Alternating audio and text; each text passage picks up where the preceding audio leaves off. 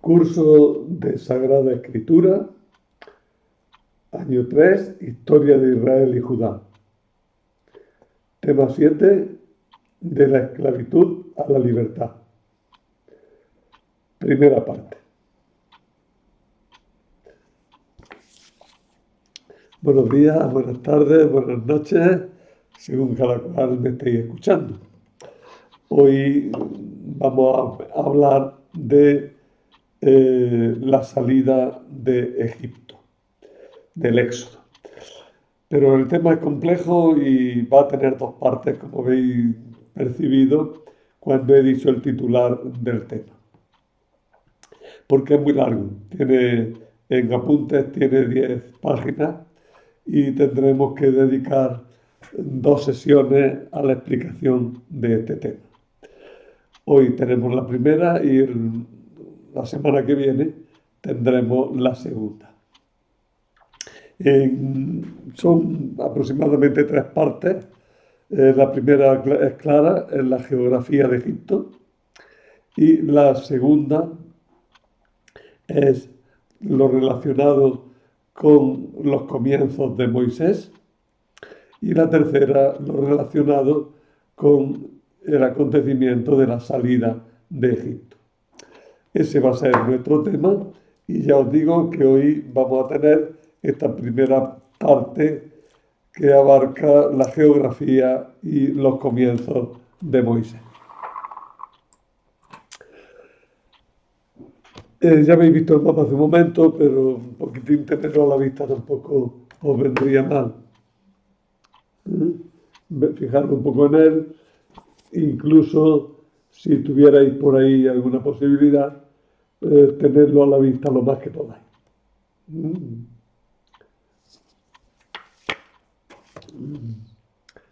Egipto es un don del Nilo, dijo Heródoto. Pero habría que corregir a Heródoto para decir que Egipto es el Nilo.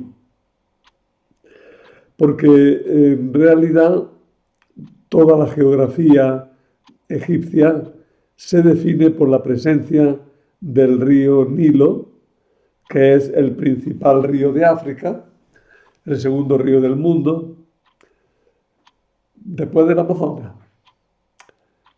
Es imposible entender la historia de Egipto sin la existencia del río Nilo, en torno al cual se desarrolló una de las civilizaciones más avanzadas de la antigüedad.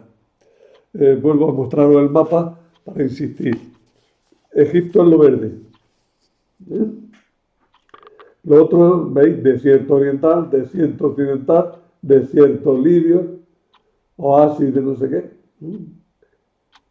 Los trozos verdes esos no son lagos, son oasis. Pero Egipto es lo verde. Por consiguiente, no es simplemente un don del Nilo, es las riberas del Nilo. La realidad física de Egipto puede dividirse en 4 zonas, tomando el gran río como punto de referencia. A lo largo del valle que forma el río se asienta prácticamente la totalidad de la población y se desarrolla la vida cotidiana. Es decir, lo que está poblado es la ribera del Nilo, los otros son desiertos. Al este se encuentra el desierto arábigo, que en nuestro mapa le hemos puesto desierto oriental, que se prolonga luego por el Sinaí y hacia el este, en Arabia, es el desierto arábigo. Al oeste tenemos el desierto libio, bajo Egipto, lo hemos situado para ver todo lo que va hacia el oeste. A partir de la costa oriental del Canal de Suez, donde finaliza África y comienza el territorio asiático, se extiende la península del Sinaí, que es desértica también. La península del Sinaí es una franja de terreno en forma de triángulo invertido que encaja entre las dos fosas tectónicas del Mar Rojo, llamada Golfo de Suez y Golfo de Aqaba. Ahí la península del Sinaí, a la izquierda el Golfo de Suez, a la derecha no lo hemos escrito, el Golfo de Aqaba, que son dos fosas profundas, muy profundas, que se meten dibujando el triángulo de la península del Sinaí.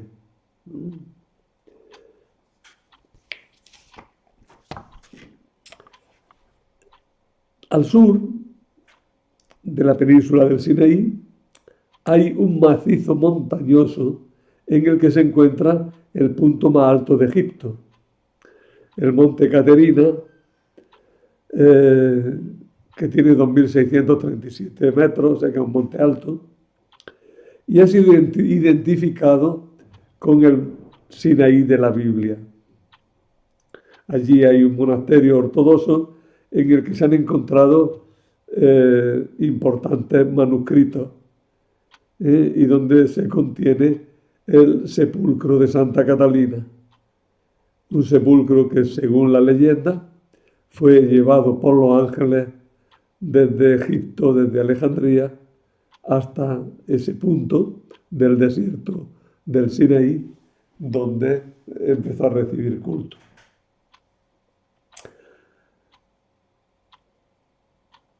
Allí en ese monasterio que hay en torno al sepulcro de Santa Catalina, pues se han conservado importantes manuscritos.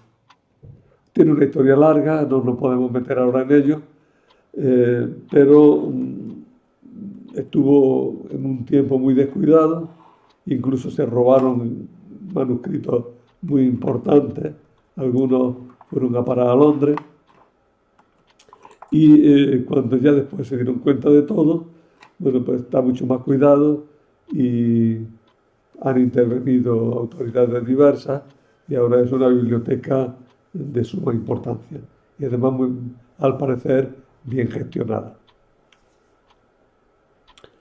El norte de la península del Sinaí es poco accidentado y es un pasaje que va desde Asia hasta Egipto.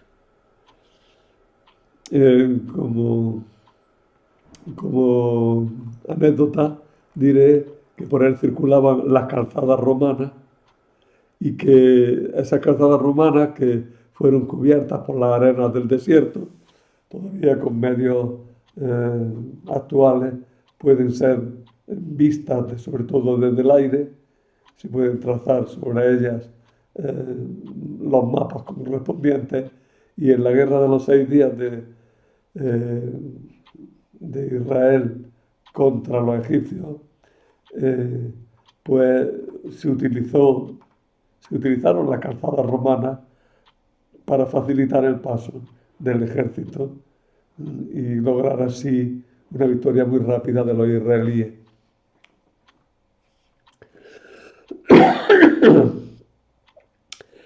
El desierto arábigo.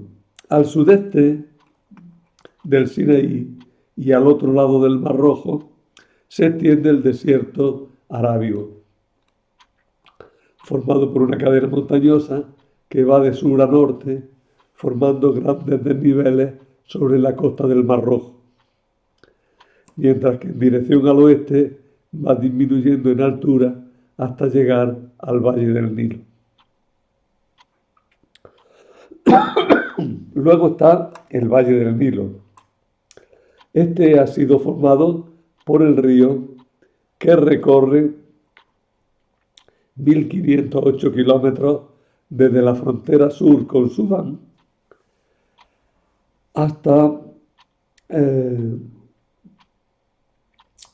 su desembocadura en el mar Mediterráneo.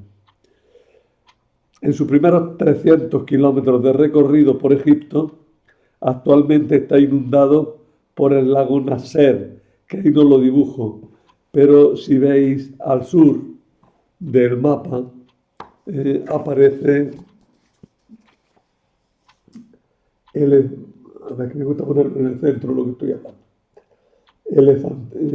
En el centro veis Elefantina Asuán. Esa zona, toda esa zona es el actual lago Nasser, que se formó cuando se hizo la presa de Asuán, que trajo consigo la inundación que afectó a File, a Abu Simbel, toda esa parte es actualmente un enorme lago formado por la presa de Asuán.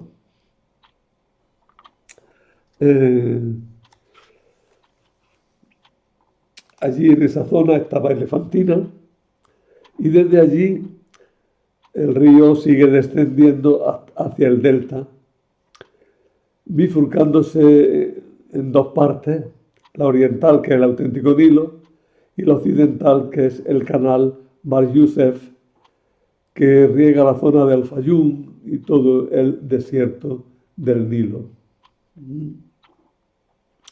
Todo el desierto líbico que todavía está unido a toda esta parte. Como veis, lo que riega el río ¿eh? forma un triángulo en el norte que es el delta, que es la zona fértil y rica de Egipto. El delta o bajo Nilo, veis ahí, al norte, el triángulo verde del norte, ¿verdad? Que es donde desemboca el río Nilo. Todo eso es una zona con muchos canales, es un delta. El río se bifurca por todas partes, de alguna manera inunda toda la zona. El delta o Bajo Egipto se extiende desde 23 kilómetros al sur del Cairo, que coincide con el lugar donde están las pirámides de Giza, ¿no? Es la zona que tiene ese paso hacia el desierto ya, porque los faraones construyeron sus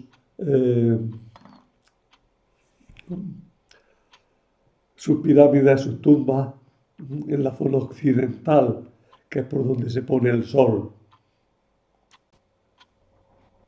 El delta llega a tener 122 kilómetros de anchura y está formado por canales y lagunas, como he dicho. Sus brazos principales desembocan respectivamente al este de Alejandría y al oeste del actual Port Said, que está, que es por donde pasa el actual canal de Suez. Y es una zona, toda la zona del delta, es una zona de enorme fertilidad. Perdonadme, pero tengo taponadas las narices y me cuesta mucho trabajo hablar. En el Valle del Nilo están casi todas las tierras cultivables de Egipto y en torno a él se concentra la inmensa mayoría de la población. Luego tenemos el desierto libio. ¿Veis que lo he escrito ahí? A ver, que lo pongo en el centro. El desierto libio. Y bueno, el desierto libio en realidad no es solamente esa parte del norte, es en todo el desierto occidental, pero es desierto libio que está ahí y está formado por mesetas bajas en las que hay depresiones que llegan a estar por debajo del nivel del mar. Las zonas que tienen agua forman oasis, entre los que destacan el de Al-Fayum y los de Bejarilla, Farafra, Dakla, que van formando como una línea paralela al río Nilo.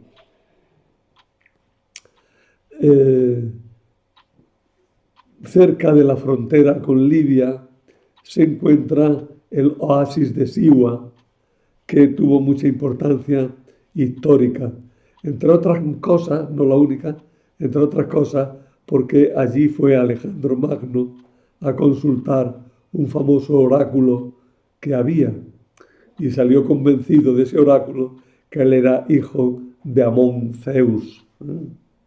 Pero aquel viaje a visitar el oráculo en el oasis de Siwa a Alejandro Magno le fue fundamental.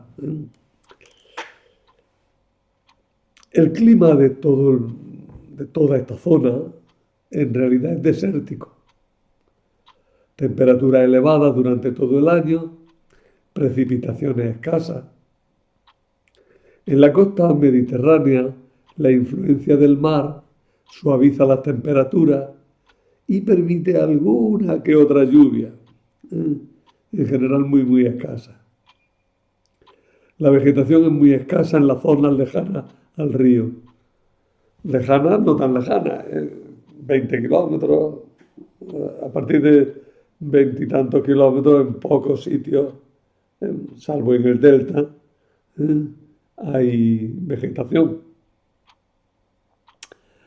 La vegetación, ya digo, es escasa, pero tiene en la zona del Nilo, pues es muy fértil. Tiene de todo, ¿no? Hay palmeras, acacias, sicómoros, y ya en el valle mismo, pues hay una gran variedad botánica.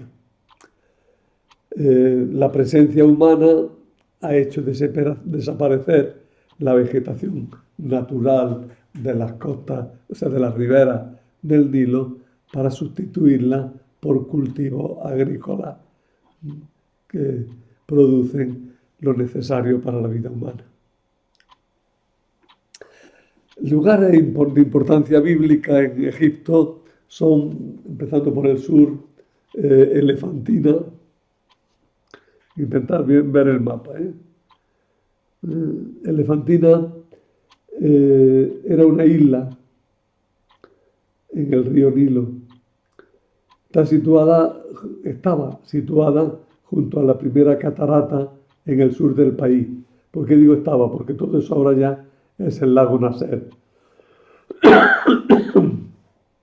En el siglo V a.C.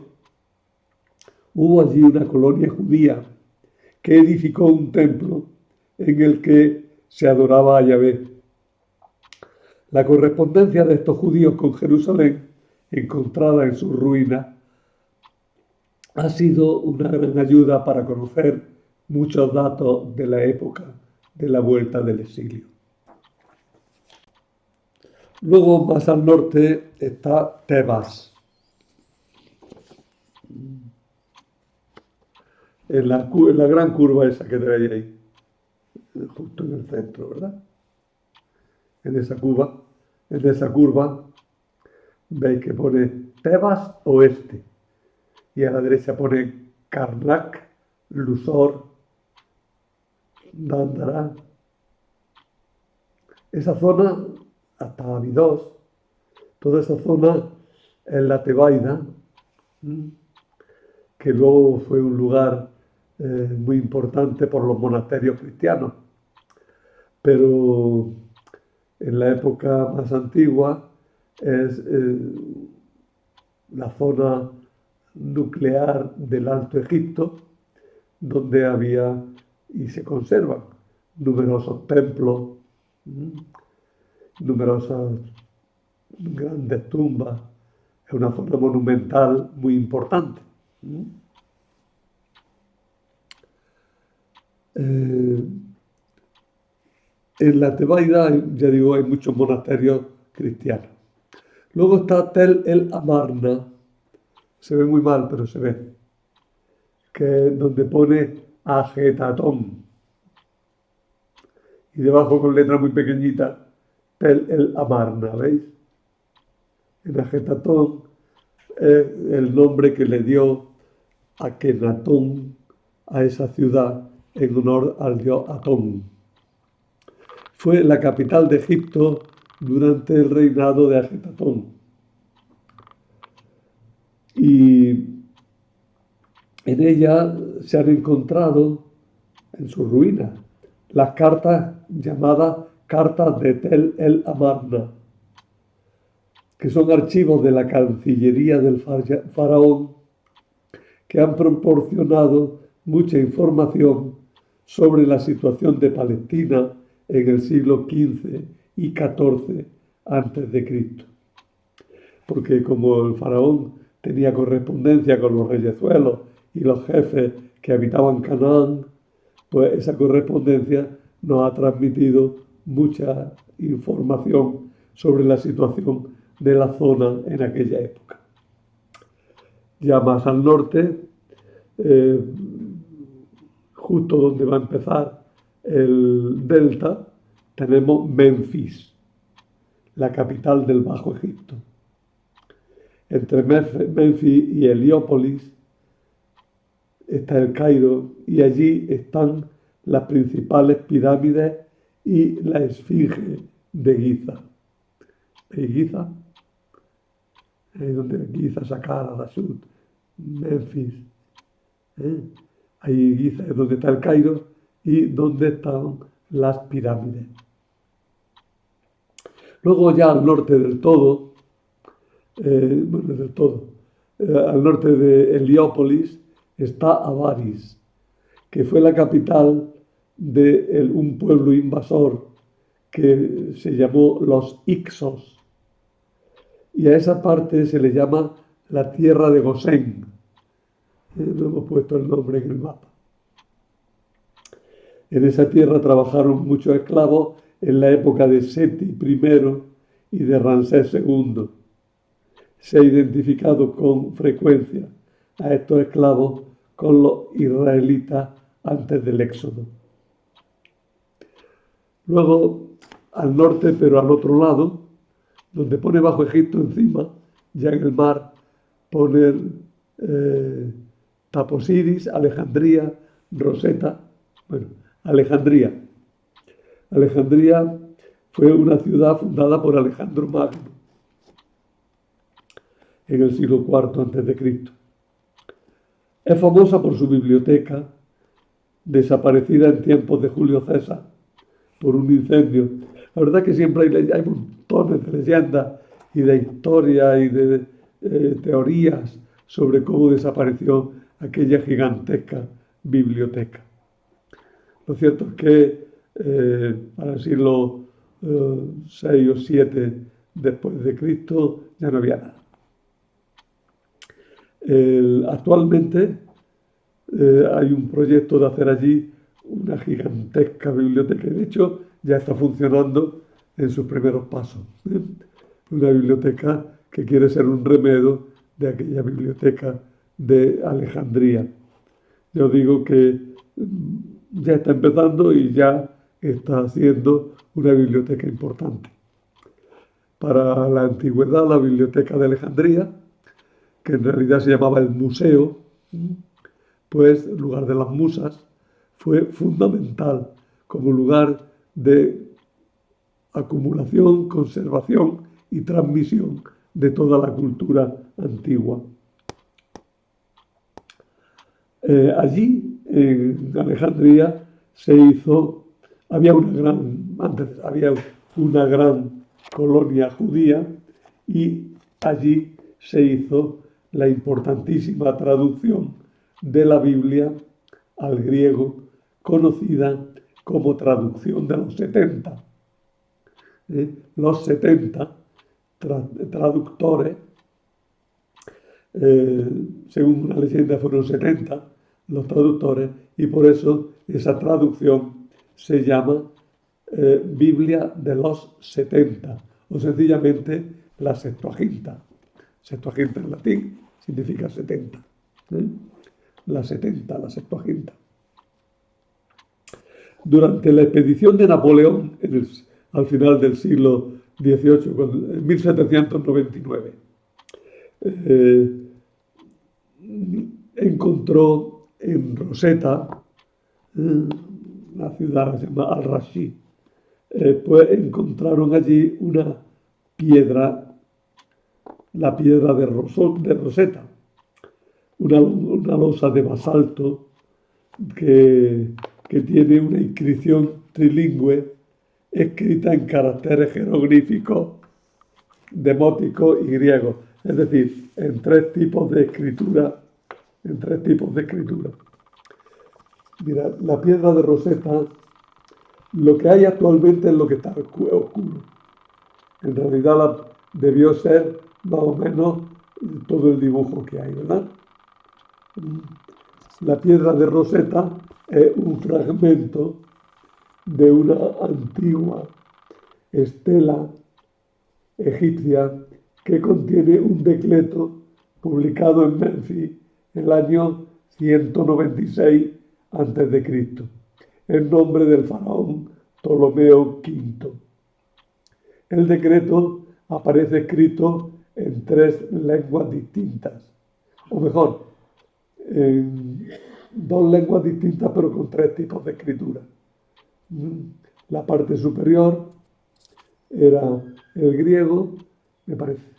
Luego está la escritura jeroglífica y la escritura demótica. Me he equivocado. En la parte superior está los jeroglíficos. En medio está la escritura demótica, que es otra forma de escribir el idioma de los egipcios, el copto. Arriba está con letras jeroglíficas, en medio está con caracteres demóticos y al sur y abajo, en la parte inferior, está escrita en griego y con caracteres griegos. Gracias a que las tres cosas tienen esencialmente el mismo contenido, esta piedra facilitó la clave para el desciframiento moderno de los jeroglíficos egipcios. De ahí la enorme importancia de esta piedra, que actualmente se conserva en el Museo Británico, pero que tiene dos copias importantes, una en París, en el Museo del Louvre, y otra en los museos vaticanos en Roma.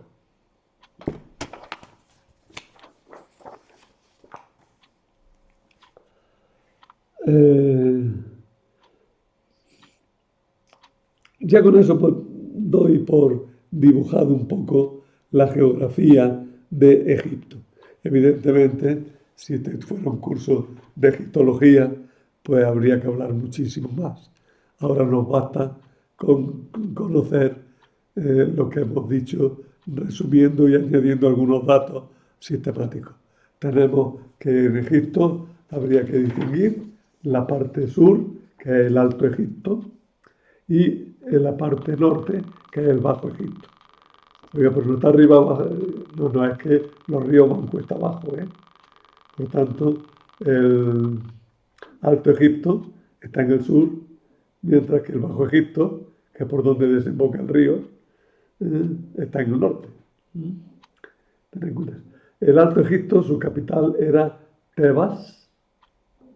El Bajo Egipto, su capital fue Memphis. El río Nilo está rodeado por desiertos y hay también algunos oasis importantes. La zona verdaderamente fértil y rica es la del delta, que se prolonga luego por toda la costa del río, pero lo más extenso ahí es el delta. Y en toda esa zona está muy poblada. Actualmente la población es muy densa. Tened en cuenta que el Cairo es una de las ciudades grandes del mundo. No sé cuántos habitantes tiene, pero igual tiene 9 o 10 millones de habitantes. Cairo es una ciudad enorme. Si queréis comprobarlo, miradlo en Google, que es el oráculo que nos informa de esos detalles.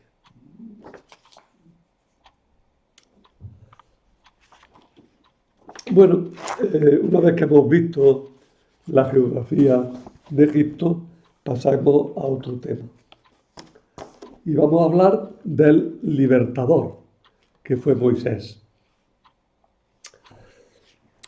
Moisés es presentado como un levita de estirpe sacerdotal y por tanto capaz de una relación de cercanía con Dios.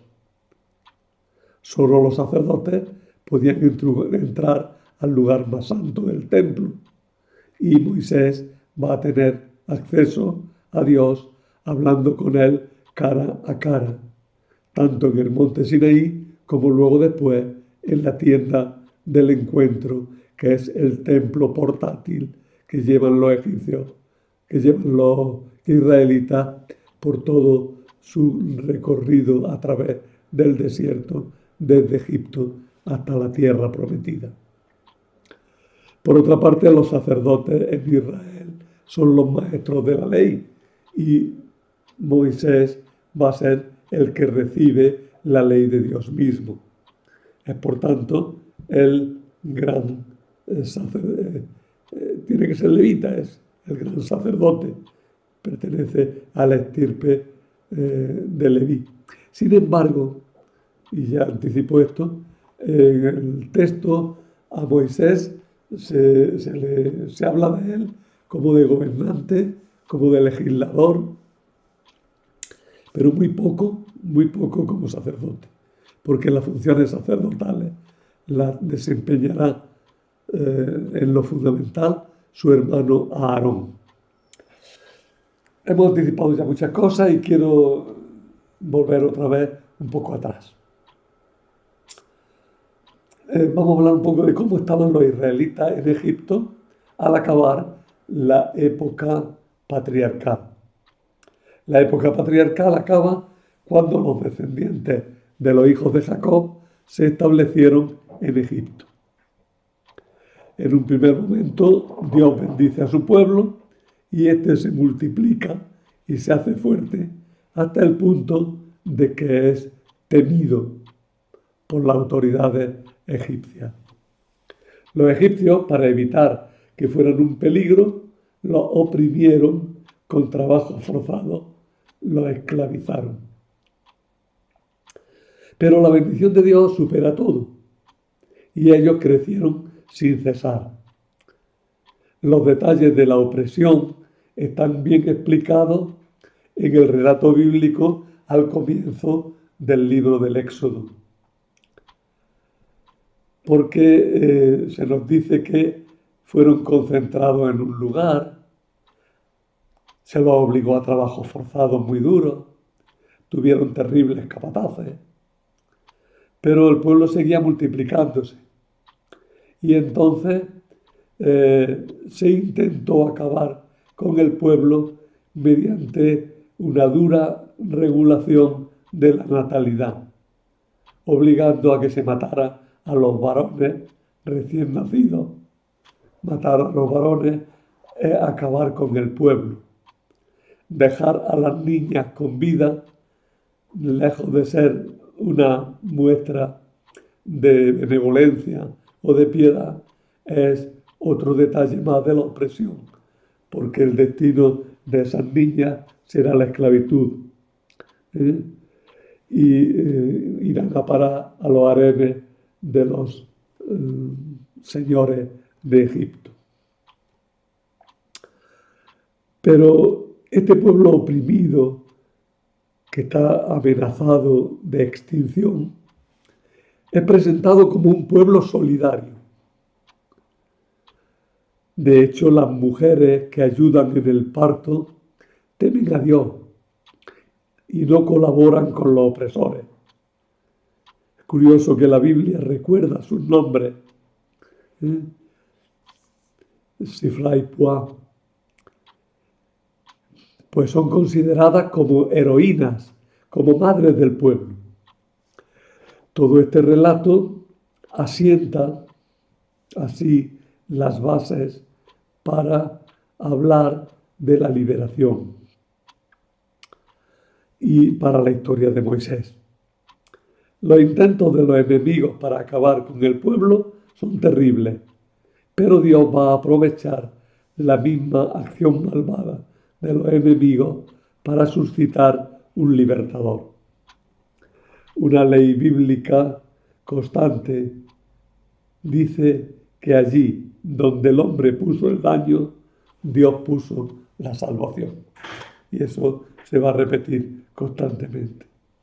En una pequeña ilustración, pero que es muy interesante, vemos a esclavos, creo que muchos de ellos son de raza negra, pero también hay de raza blanca. Los esclavos que están construyendo, están fabricando ladrillos, y lo explica en el texto. Esa esclavitud era dura porque había que manejar un barro que se fortalecía con paja y de esa manera se fabricaban los adobes a partir de los cuales se edificaban las casas, ¿no? Antes de seguir adelante, tenemos también que hablar de otra cosa, y es de cómo se contaba la historia de los grandes personajes, de los grandes libertadores. Todos conocemos la historia de Rómulo y Remo, que no la voy a leer ahora, es muy posterior, muy posterior a la época de Moisés, pero refleja leyendas que circulaban por el Mediterráneo. Y sobre todo nos interesa la leyenda del primer emperador que conocemos, que fue Sargón de Akkad. Sargón, pues, fue un gran dominador, pero su nacimiento y sus orígenes se cuentan así. Se ha descubierto una tablilla o una serie de tablillas que cuentan el nacimiento de Sargón. Decía así: Sargón, el soberano potente, rey de Agadé, soy yo. Mi madre fue una variable. Ahora después explico lo que es lo de la variable. A mi padre no lo conocí. Los hermanos de mi padre amaron las colinas. Mi ciudad es Azupiranu, situada en las orillas del Éufrates. Mi variable madre me concibió, en secreto me dio a luz, me puso en una cesta de junco, con pez selló mi tapadera, me lanzó al río, que no se levantó sobre mí. El río me transportó y me llevó a Aquí, el aguador. Aquí, el aguador, me sacó cuando hundía su pozal. Aquí, el aguador, me aceptó por hijo suyo y me crió. Aquí, el aguador, me nombró su jardinero. Mientras era jardinero, Ishtar me otorgó su amor. Y durante 4 y no sé cuántos años ejercí la realeza. Regí el pueblo de los cabezas negras. Poderosos, con azuelas de bronce, conquisté las tierras superiores. Poderosos, no sé qué, con azuelas de bronce conquisté. Las tierras superiores escalé. Las sierras inferiores, no sé qué también, las del mar 3 veces recorrí. Lo que está entre paréntesis es que es intraducible y el resto también. Pero quiero que os fijéis en varios detalles. Lo de variable es probablemente lo que se llamaba una prostituta sagrada, es decir, prostitutas consagradas a un templo al que servían y dejaban los beneficios de su actividad.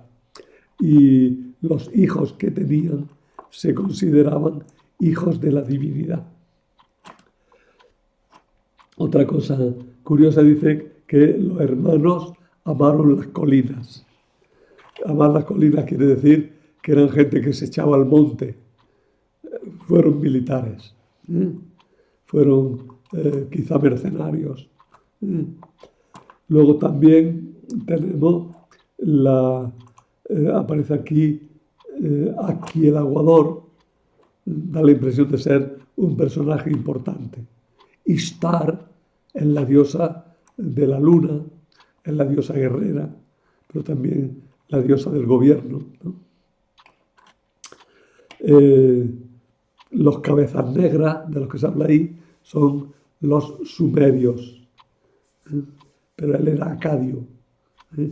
Los acadios dominaron a los sumerios y Sargón llegó a formar un imperio que ocupaba todo lo que actualmente es Irak, Siria.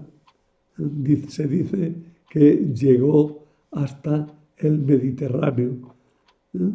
Pero esa historia, hay una historia que es que tomó posesión del Mediterráneo con un viaje en barca, pequeñito, ¿no? Eso se le atribuye a alguno más.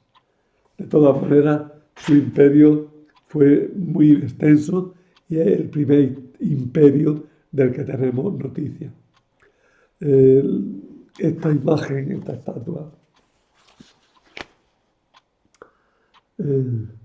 se discute si es de él o de un nieto suyo, también emperador, llamado Naram-Sin.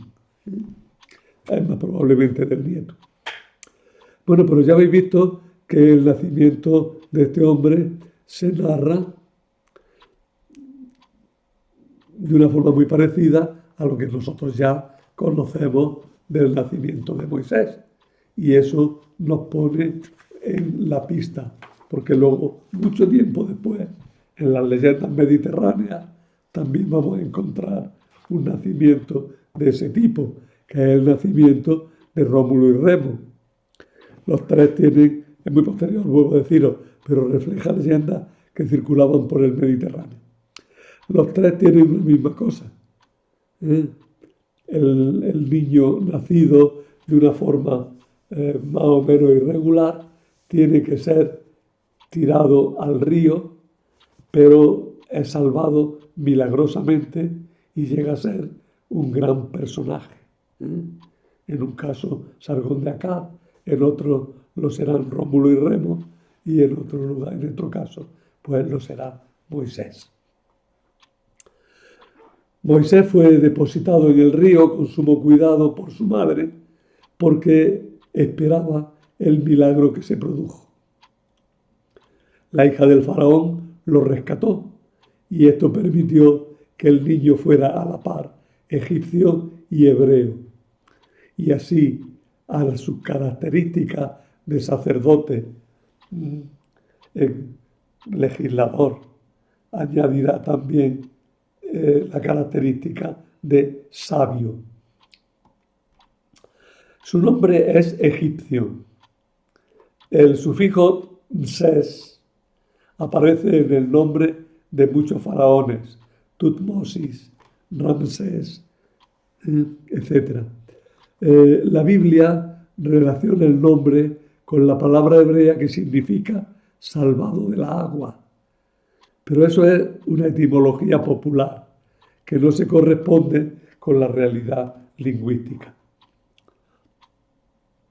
La educación del niño fue a la par hebrea, pues lo amamantó su propia madre hebrea, y egipcia, pues se educó nada menos que en la corte del faraón.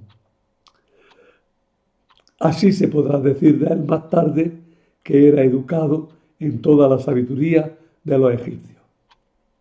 Y aquí hay que avisar ya de una cosa, y es que tengáis en cuenta que todo lo que vemos en las películas, tanto los 10 mandamientos como en Príncipe de Egipto, todo es pura invención. No hay nada que esté realmente ligado a la Biblia, salvo el hecho de que la hija del faraón lo adopta, se lo entrega a la madre para que lo cuide y luego se educa en la corte del faraón hasta que es mayor. Pero no se dice más nada, he dicho más de lo que pone en la Biblia. Leedlo si queréis al principio del libro del Éxodo y os sorprenderéis de la ausencia de todos los detalles que quizá conozcáis por las películas, que pueden estar muy bonitas, muy interesantes, pero desde luego no son el relato bíblico. no son el relato bíblico. El relato bíblico habrá más luego cuando ya se hable de la liberación, pero también ahí meterán lo que quieran y suprimirán lo que les guste. En las películas digo. La Biblia va por otra línea que ahora intentaremos descubrir. Bueno, y con esto pues quiero acabar la primera parte de esta charla. La segunda parte, que la daremos la semana que viene, empezará con la historia de la vocación de Moisés. No obstante, en los apuntes que os envío hoy, de forma continuada y seguida, están los apuntes de las dos partes. En el próximo día, por tanto, os mandaré solo la referencia del vídeo. Pero en los apuntes del PDF van hoy los de esta semana y los de la semana que viene. Hoy hemos explicado las 3 primeras páginas y media, parte de la cuarta. El próximo día empezamos con la vocación de Moisés para enlazar con el relato de la salida de Egipto, que es lo que también ocupa la última parte de nuestro tema. Y nada más.